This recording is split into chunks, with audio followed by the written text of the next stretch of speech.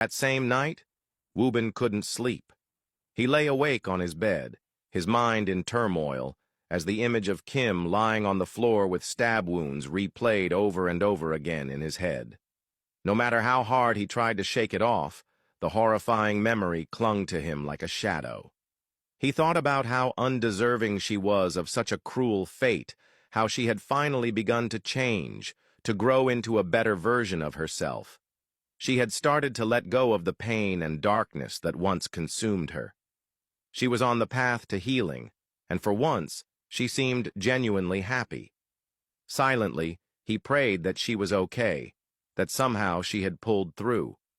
That was what she deserved.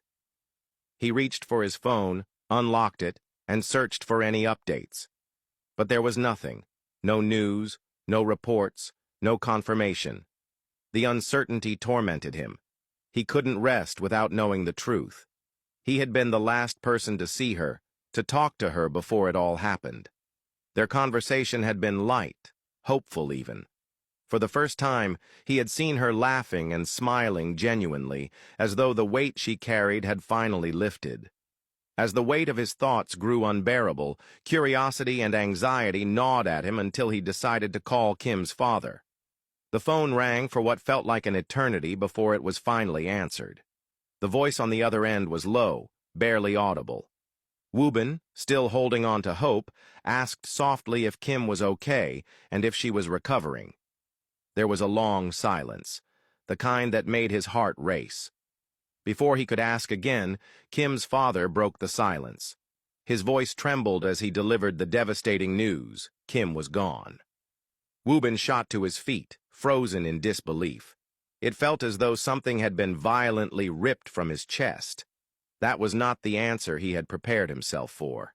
He asked again if it was certain, if there was any chance it wasn't true, but Kim's father confirmed it once more before quietly ending the call.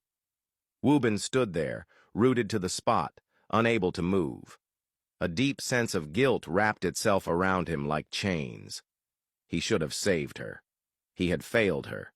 If only he had stayed a little longer, if only he had sensed that something was wrong, maybe, just maybe, he could have changed the outcome. The crushing weight of helplessness shattered him from within.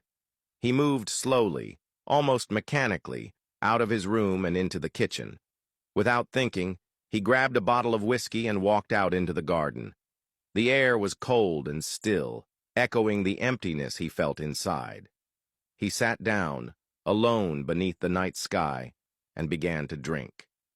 With every sip, memories of Kim flooded his mind, her plans to turn her life around, her dream to start her own company, her hope to finally find peace. All of it had been taken from her, and most of all, he blamed himself. He had been there, he had witnessed her pain, and yet he hadn't saved her. The thought tore through him like a blade. As the bottle grew lighter, he fought back tears that threatened to escape. A sudden burst of anguish consumed him, and he slammed his fist on the table, unable to hold the pain in any longer.